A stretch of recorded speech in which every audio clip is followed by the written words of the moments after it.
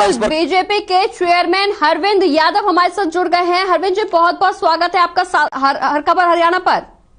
जी धन्यवाद जी आपका। बहुत बड़ा फैसला ये केंद्र सरकार की तरफ से लिया गया है। काफी लंबा विरोध झेलने के बाद अब किसानों को ये राहत की खबर सामने आई है। हालांकि राकेश टिकैत का बयान भी सामने आया है कि ये धरना वापस तब तक नहीं लिया जाएगा जब तक संसद में ये कानून रद्द नहीं हुआ जाएगा। देखिए, ऐसा है कि मोदी सरकार का जो फैसला था ये किसानों के हित के लिए था, लेकिन मोदी जी इस देश के अंदर कोई कंट्रोवर्सी नहीं करना चाहते और मोदी जी ने कहा है कि हम ठीक तरीके से किसानों को समझा नहीं पाए, समय इनको समझाएगा। और जो शुरू से हम लोगों का कहना था कि भाई इसके ऊपर कुछ लोग अपनी राजनीतिक रोटियां सेकने का काम कर रहे हैं, तो अभी राकेश टिकैत जी का अब जो बयान आया है, जो उन्होंने ट्वीट किया है, ये भी उसी का एक मैं कहूंगा कि हिस्सा है कि वो अभी भी इस बात को करके कि विड्रा करने की बजाय कहते हैं कि जब इस देश का प्राइम मिनिस्टर किसी बात को कह रहा है और उसका इस्तकबाल करने को यदि राकेश टिकैत या दूसरे संगठन तैयार नहीं है, तो इस देश के लिए इससे बड़ा दुर्भाग्य कोई हो नहीं सकता।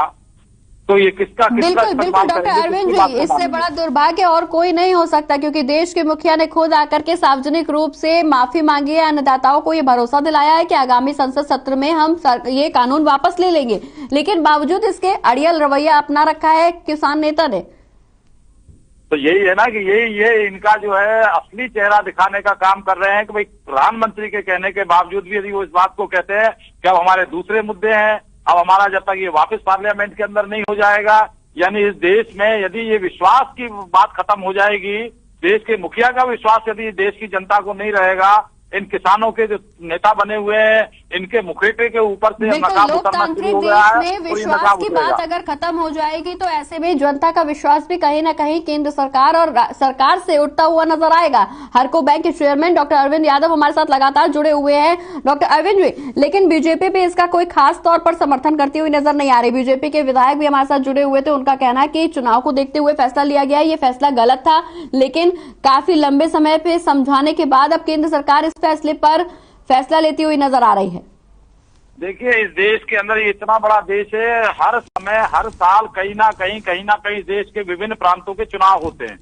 जब भी यदि इस फैसले का पुनर्विचार करने का प्रधानमंत्री ने निर्णय लिया है और इसके बाद कानूनों को वापस लेने का लिया है, तो ये एक प्रधानमंत्री का दूरदृष्टि का फैसला है कि भाई इस देश के अंदर कोई कंट्रोवर्सी हम नहीं चाहते।